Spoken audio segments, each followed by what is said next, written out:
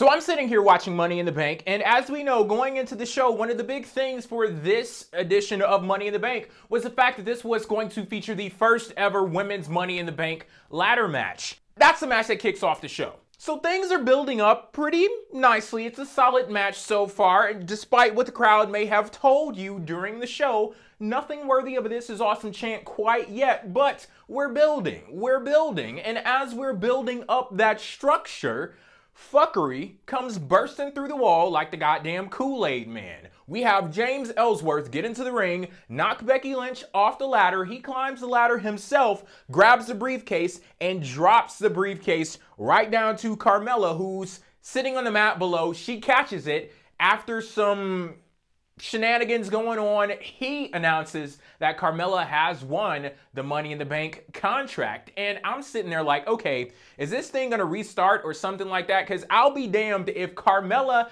actually catching the briefcase was one of the highlights of the match. Like, honestly, the way that she caught the briefcase and it just flipped right into her hands, I was like, that shit was nice. Of course, I didn't think that that was going to be the ending of the friggin' match, but turns out it was. And yeah, that just shows you how little we got in that match. The fact that I truly believe Carmella literally catching the briefcase was one of the goddamn highlights. But I mean, there was other stuff going on too. Charlotte, she had this great move that she did off the top of the ropes onto, I believe it was Tamina and Natalya on the outside of the ring. But yeah, that was the fucking match. Like, really?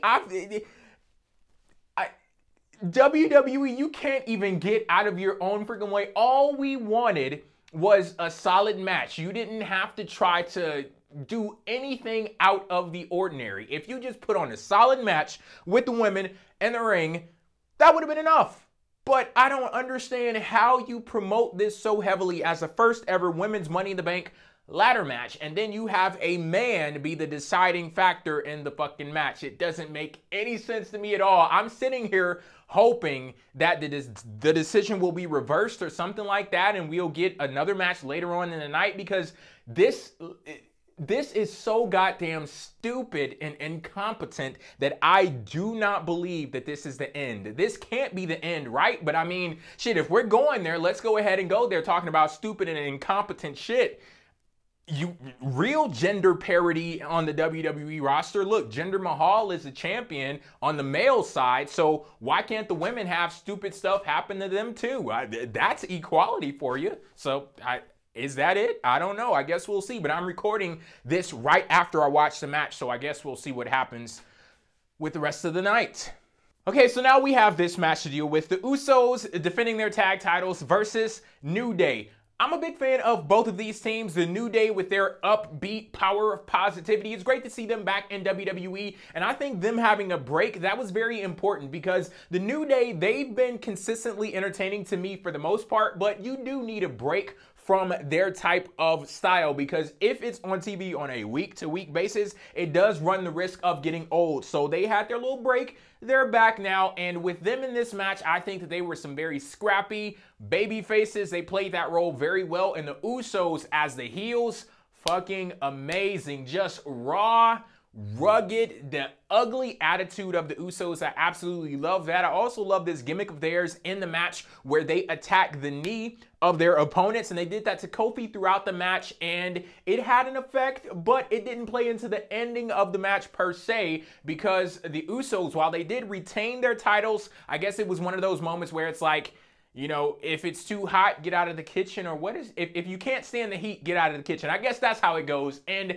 they walked away from the match and they allowed themselves to be counted out. Of course, with them being counted out, they still retained their titles, even though New Day was the winner. And this is one of those situations where this was logical. It made sense. But if you're doing this type of booking right after the bullshit that just happened in the women's Money in the Bank match, it's a little hard to accept. Or not hard, a little hard to accept. I'm sitting there like, come on now. This match here, it was a damn good match. I loved so many of the spots that they featured here, even though they kind of messed up on it a little bit. The one moment where it was one of the Usos that jumped up from the top rope and Big E was supposed to catch him in the big ending. It didn't work out as smoothly as they would have planned, but I still give them an A for effort. I know what was intended to happen there, so I'm not going to take too much away from you. I thought that that was pretty cool. A lot of other stuff, like I said, them attacking the knee of Kofi Kingston. Some great shit happened in this match. Unfortunately, it fell flat at the end with the Usos just realizing that maybe New Day, they're a little too much for us to take on this particular day and time. So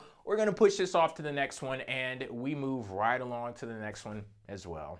So the next match at Money in the Bank was also a championship match. This time around, it was Naomi defending her SmackDown Women's title versus Lana. One of the biggest hooks, or maybe even the biggest hook, the biggest piece of the build-up for Naomi versus Lana was this intrigue surrounding the fact that this was going to be Lana's very first singles match on the main roster. Big question was, what is Lana going to be bringing to the table? What can we expect from Lana in the ring? And if that was the big question, the answer was, not a lot.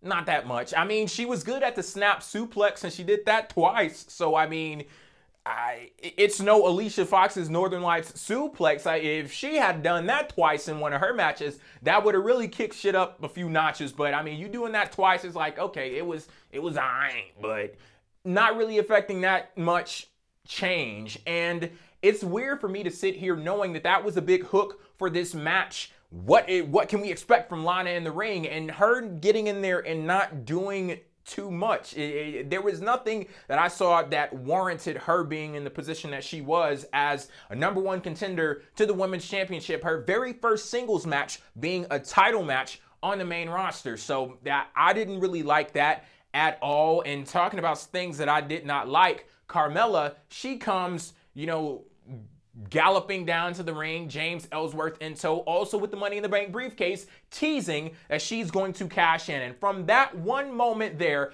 I already knew that I was fed the hell up with this. There's not too much more of Carmella as Miss Money in the Bank that I can put up with, because looking at who her and James Ellsworth are, it's built into their act to be pests, to annoy the hell out of the crowd. And I could see her using that Money in the Bank briefcase as a source to pain people, to inflict pain and agony on people, and to annoy the hell out of the audience. And I saw it right there, and I was like, you know what? Cash in as soon as friggin' possible, because I don't want to see too much more of this. I can see that thing. Just teasing. Oh, should I cash in? No, I'm not going to cash in just to get heat from the crowd. As far as I'm concerned, it's go away heat. Like, please leave. Exit stage left. But yeah, that's what I didn't like. What I did like about this match, though, was the finish, because we had Lana going for what seems to be her finisher now, that sit-out spine buster, but Naomi counters that into her crucifix submission. That was a really nice sequence to close out the match, and then Lana ends up tapping out. Naomi retains the championship. Everything is good to go there, but yeah, Lana didn't see anything that warranted her having this position, and not much potential there. For me, maybe she'll have the opportunity to have more matches and develop a distinct in-ring style, because I didn't pick up off of one at Money in the Bank. Next up at Money in the Bank, we had bottom of the barrel Gunk, aka Jinder Mahal, defending the WWE Championship versus Randy Orton. Now, I could stand here and say that I didn't watch this match because my WWE Network feed cut off, or say some other BS, but the truth of the matter is, I didn't watch this match because I chose not to watch it. You all should know exactly how I feel about Jinder Mahal being WWE Champion at this point. In my nearly 20 years of watching WWE, this is the worst thing that I've ever seen them do, and I guess that's an arguable point, but I'm standing my damn ground on that right here, right now. But I'm not going to go too deep into that at this point. The simple fact is, I didn't respect what they did, therefore I choose to no longer participate in it. And I could say that Jinder Mahal is the low point, but let's go ahead and call a spade and acknowledge the fact that it was getting lower leading into that. Bray Wyatt as WWE Champion, Randy Orton as WWE Champion, then leading into Jinder Mahal. Like, Randy Orton, he doesn't give a fuck anymore. No spark, no fire, no intensity, no passion with anything that he does. It's like he's just there going through the motions, collecting a paycheck. But luckily, I guess, he gave a damn tonight at the show when he finally showed some emotion. And I guess the story of it was his emotion led to his demise. That was his downfall because you had the legends at ringside. And I did catch the final few minutes of the match, and I saw all of this play out. His dad, Cowboy Bob Orton, at ringside with Ric Flair, Sergeant Slaughter, a few other WWE legends, and the Singh brothers. They go over and, you know, rough up Bob Orton, and Randy Orton goes berserk. And from me watching that, I'm like, shit, put Cowboy Bob Orton at ringside for every Randy Orton match. If this is what it takes for Randy Orton to give a fuck, for his dad to get beat up and roughed up, beat his ass every week. Go for it. I don't care. It's not me getting beat up, it's him. So if that adds to my enjoyment and that makes Randy Orton care, go ahead and do it. And yeah, I saw people on Twitter talking about how it was a good match, and maybe I'll get people down in the comments saying, oh, Jay, you should really give them a chance and check out the match because it was really good. I don't give a fuck.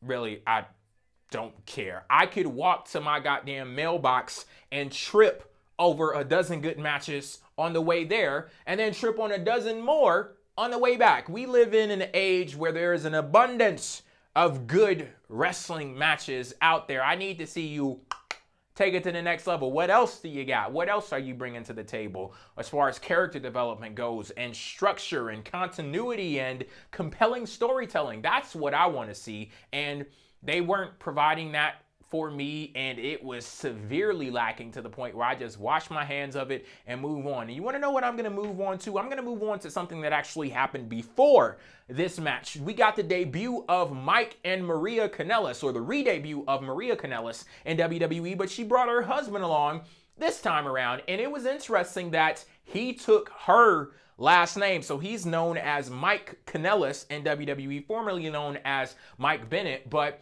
that was interesting. I guess this was WWE throwing the Women's Revolution a bone, because they're like, well, we fucked you over with the Money in the Bank match earlier on in the night, but you want to talk about evolution and feminism? Oh, here's a man taking his wife's last name. Here you go. Are you happy now? Not really, but that was interesting.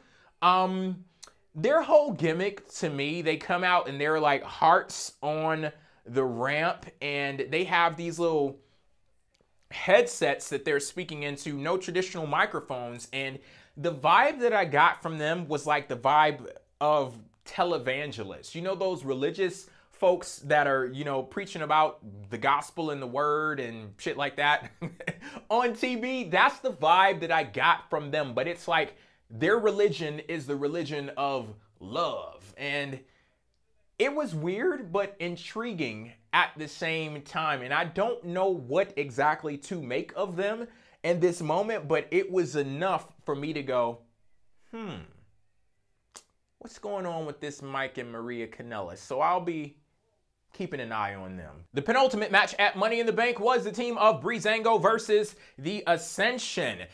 Now, Breezango, they did get the win in this match, but as far as I'm concerned, that wasn't the win that mattered. The real win was that Fashion Vice segment from earlier on in the night, dropping the references to Michael Jackson songs. I was like, all right, I can rock with you, Breezango. Billie Jean may not be my lover, but you want to know what I do love?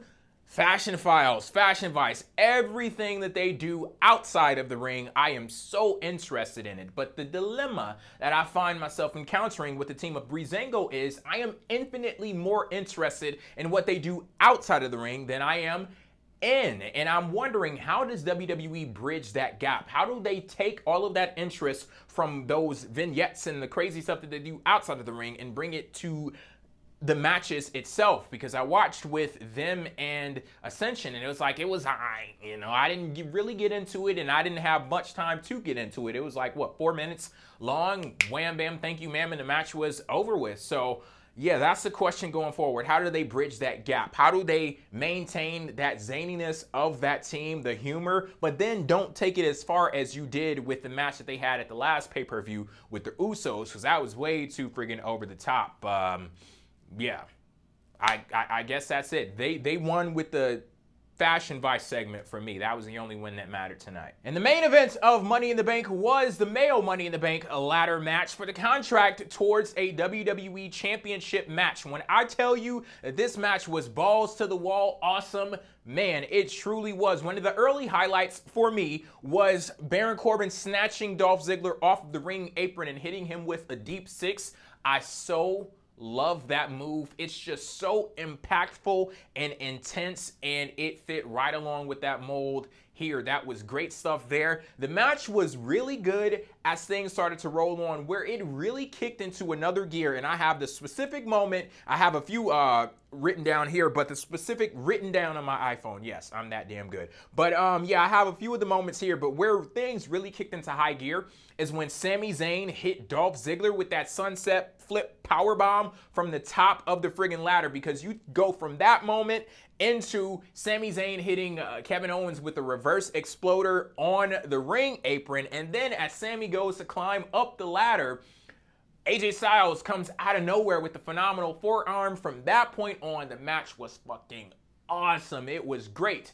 But before I go too far, I have to rewind back to the beginning, or before technically the beginning of the match. You had Shinsuke Nakamura making his entrance, and during his entrance, my homeboy Baron Corbin, he comes out and he attacks Nakamura from behind, and he was basically incapacitated for the majority of the match. And I always find stuff like that funny, because I'm sitting here and I'm supposed to believe that Nakamura, he can't compete in the match because he got attacked beforehand. It's like, what type of fucking superpower does the ringing of a bell trigger to the point where you can take all of this damage, you're down for a bit, but get right back up? I'm looking at people in the match like, shit, y'all are taking more damage than Nakamura has, and you know, 45 seconds later, you're jumping back up and you're in the shit. But he's sitting backstage probably eating snacks and shit like that, watching y'all tear each other apart.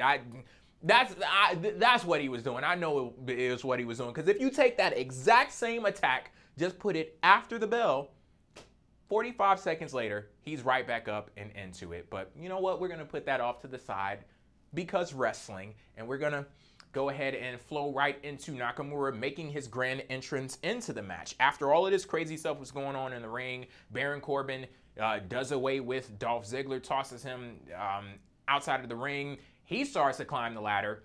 Then Nakamura makes his entrance. He comes out. He starts wrecking shop. Nakamura is whooping ass. Then we get to a point where it's Shinsuke Nakamura and AJ Styles in the ring together. They both are at opposite ends of the ladder. I love this moment too. Like, they took the ladder, set it aside. Let's do this. Let's do this. They started dueling, going back and forth. That was so crazy. The crowd was so into it. And me just reliving the great matches that they had. That one from Wrestle Kingdom last year before they made their way to WWE. Fucking love that match. One of my favorite ones of 2016. But yeah, they are battling in the WWE ring this time around in the Money in the Bank match. And it looked as if the entire field had cleared just for those two. But Baron Corbin, he comes along, he disposes of them, he climbs to the top of the ladder, and Baron Corbin wins the Money in the Bank briefcase. This match was awesome. I loved it. Most definitely the best match of the night, and it was just a ton of fun. And the fact that my homeboy Baron Corbin won the match when everything was said and done. As far as my thoughts on Money in the Bank overall, I had to stop myself from getting on camera and lying to all of y'all like, oh, Money in the Bank was a good show, because the type of person that I am, it wouldn't have been intentional. I had, you know, good intent, you know, but I'm biased when it comes to main events and things like that. For example, that's why I stopped watching SmackDown in the first place, because I put so much weight into the main event of a show or the main event of a card. And if you're not delivering in the main event, the whole thing suffers. Then on the flip side of it, if the main event over delivers, it's like, goddamn, if you send me home happy, I'm like, this is the most awesome thing in the entire world. And that's kind of where I was after watching Money in the Bank before I had to stop myself. Because, I mean, if you end the show with my homie Baron Corbin winning the Money in the Bank briefcase in a damn good match with some great action, I'm like, that show was awesome. Oh, wait a minute. There was some other shit that happened there, and there were some other matches that should have delivered that did not. For example, the women's Money in the Bank ladder match. So, yeah, this was a one-match show, basically. That one match, great. Other than that, not too much to write home about on Money in the Bank. But speaking of writing home, I am actually going to write home, because I love when people say that, oh, that's not much to write home about. When in wrestling is there ever anything really worthy of writing home? Like, who the hell is sitting down like, hello, mom and dad, I just watched a WWE pay-per-view and I had to tell you about this match you know what? That Money in the Bank match that we saw with Baron Corbin winning, it was so damn good, I'm about to do it. So while I write this letter, you all go ahead and type your comments down in the comment section below. Let the conversation continue. Follow me on Twitter at PWFEmpire. Let me know what you thought about the show over there. I'm going to go write this letter. You guys write those comments. We're good to go. We're set. Let's do it. Peace.